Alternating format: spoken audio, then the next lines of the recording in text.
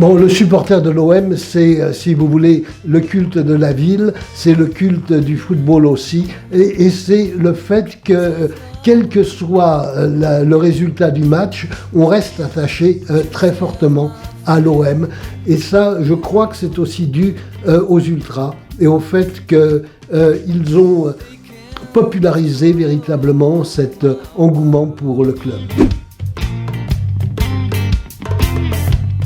Christian Bromberger, vous êtes un ethnologue français, professeur émérite à l'université d'Aix-Marseille. Vous avez publié dans les années 80 une étude sur la sociologie du Vélodrome qui montrait comment ce stade révélait Marseille à travers son engouement pour l'OM, un lieu magique. Oui, c'est un lieu magique dans la mesure où s'exprime là la révolte, le côté rebelle de la population marseillaise contre la domination parisienne. Et puis c'est vrai qu'il y a eu la possibilité de faire la nique à Paris lors des victoires, notamment en Coupe d'Europe.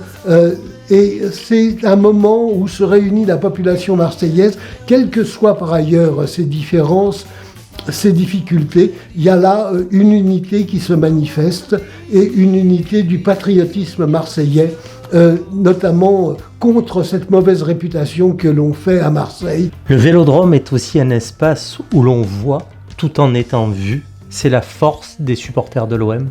Oui, alors c'est, si vous voulez, le coup de génie des supporters. Vous voyez, le stade, c'est un espace annulaire où l'on voit tout en étant vu. Et donc on voit un match, mais on voit aussi ce qui se passe dans les tribunes et ce qui se passe dans les virages.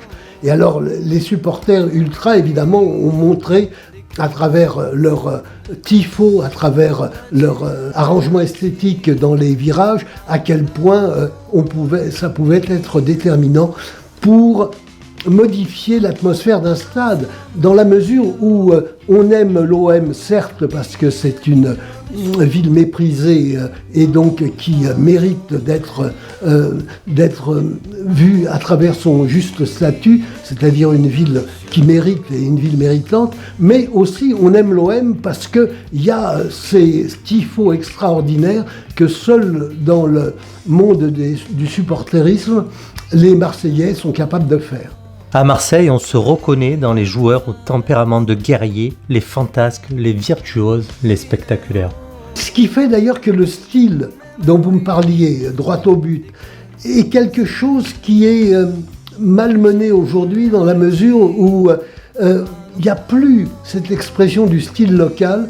Il y a un style qui tient aux entraîneurs, à la rigueur, mais il n'y a plus, si vous voulez, dans le temps, moi je me rappelle des matchs entre Saint-Étienne et l'OM, il y avait d'un côté la vaillance laborieuse, c'était Saint-Étienne, et de l'autre côté, il y avait droit au but, c'était l'OM.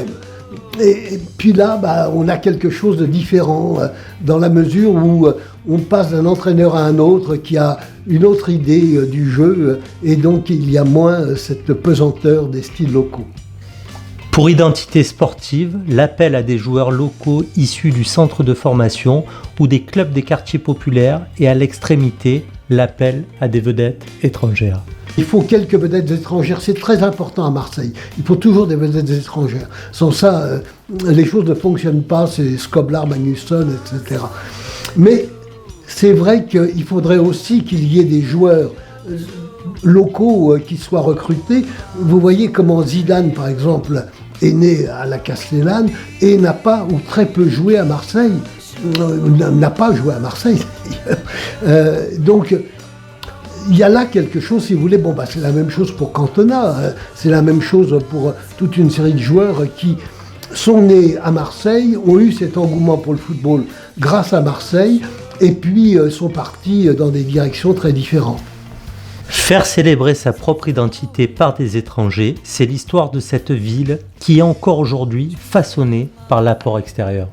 Oui, c'est vrai, si vous voulez, qu'il y a des migrations à Marseille, et il y a quelque chose qui est très frappant à Marseille, c'est cette célébration de l'identité marseillaise par des joueurs étrangers. Et quand on en fait la liste, c'est tout à fait impressionnant de voir que ceux qu'on a dans la tête, en mémoire, ce sont ces joueurs qui venaient d'ailleurs.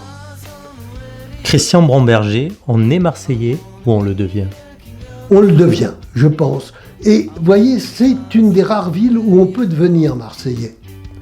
Tandis qu'il y a des tas d'autres villes où il faut montrer son antériorité, ses ancêtres, etc., pour être de la ville. Or là, je crois que l'on peut devenir Marseillais, et le test de devenir Marseillais est passé quand on est passé par le stade Vélodrome. Dans ces portraits, qu'on chante faux ou qu'on ait la voix de Johnny Hallyday, au stade Vélodrome, on finit toujours par participer au bonheur collectif. On vous écoute et merci beaucoup.